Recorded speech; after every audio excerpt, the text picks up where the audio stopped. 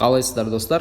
Бүгін біз Instagram арқылы продвижение жіберу тақырыбын үйренетін боламыз. Яғни қалай Instagram арқылы продвижение жіберу керек, продвигать деген кнопканы басып Instagramға рекламаны қалай шығару керектігін үйренеміз. Ең біріншіден бізге аккаунтты бизнес аккаунтқа ауыстырып алу керек. Автор аккаунты болса да болады. Тек қана личный аккаунт болмау керек. Міндетті түрде бизнес аккаунт немесе автордың аккаунты. Одан кейін связанный аккаунтқа кіреміз де осы жерде Facebook таңдап, міндетті түрде Facebookқа жалғаймыз. Осы жерде сізге өзіңіздің Facebook аккаунтыңыздың номері, яғни логины, одан кейін пароль енгізу керек болады. Немесе почта, немесе номер, және де пароль енгізгеннен кейін тіркеп аламыз. Және де мына жерде редактировать профиль деген басқан кезде мына жерде біздің страницамыз, яғни уже Facebookқа тіркелген. Дайын. Енді осыдан кейін ғана осының барлығын жасап болғаннан кейін міндетті түрде Facebookқа тіркелгеннен кейін барып біздер продвижение жасай аламыз. Кейбір жаңағыдай проблемалар болып жатады адамдарда. Біреуінде басқа Facebookқа тіркелген, біреуінде аккаунтынан проблема, Facebook аккаунт дұрыс емес. Бізде қазір барлығы дұрыс. Соның барлығын шешкеннен кейін, шешіп алғаннан кейін продвигать деген кнопканы басып жарнаманы жіберетін боламыз. Продвигатты басқан кезде міне бізде 3 место назначения бар. Бұл біріншіден профиль, екіншісі сайт, және де үшіншісі директ. Директті таңдайтын болсақ, сәйкесінше біздің жарнамамызды көрген адам бірден біздің директке шығып жаза алады. Сайт бөлімінде бұл жерде редактировать етуге болады. Бұл жерде сайтты қоюға болады, топ-линк қоюға болады, немесе WhatsApp сілтемені де қоюға болады. Және де әртүрлі кнопканы таңдай аласыз. Одан кейін біздер қазір профильге жібереміз. Яғни қарапайым біздің жарнамамыз көрген кезде профильге өтеді. Келесі аудитория. Аудиторияда біз өзіміздің аудиториямызды міндетті түрде таңдап алуымыз керек. Целевая аудитория, яғни бізден алуы мүмкін адамдарды. Ол үшін создать свою аудиторию басамыз, және де название енгіземіз. Мысалы, ремонт квартир деп алайық. Мысалы, ремонт квартирмен айналысасыз, сіздің салаңыз. Ремонт квартир деп жазамыз, одан кейін места деген бөлімде. Қазір кішкене қате кетіп қалды.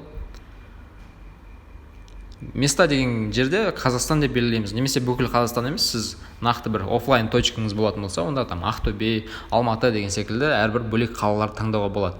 Одан кейін интересі ең маңызды бөлімі осы жерде біздің саламызға қатысты сөздерді енгіземіз. Мысалы, ремонт деп енгіздік, және де бізге ремонт, жаңағыдай большой ремонт деп шықты. Одан кейін астында рекомендуемый деген бөлімде өзімізге қажет, яғни біздің саламызға жақын, біздің саламызға келетін интерестердің барлығын таңдаймыз. Таңдап болғаннан кейін готовыны басып, тағы бір рет готовыны басамыз. Мына жерде міне өзіміздің аудиториямызды таңдап алдық. Және де сіз міндетті түрде жасын белгілеуіңіз керек, жасын, жынысын деген секілді. Одан кейін жасын, жынысын белгілеп болдық, және де бюджет пен жарнаманың жүру уақытын белгілейміз. Мысалға, күніне $1 және де ұзақтығы 5 күнге деп қойсақ болады. Алғашында ең бастап рет жіберген кезде.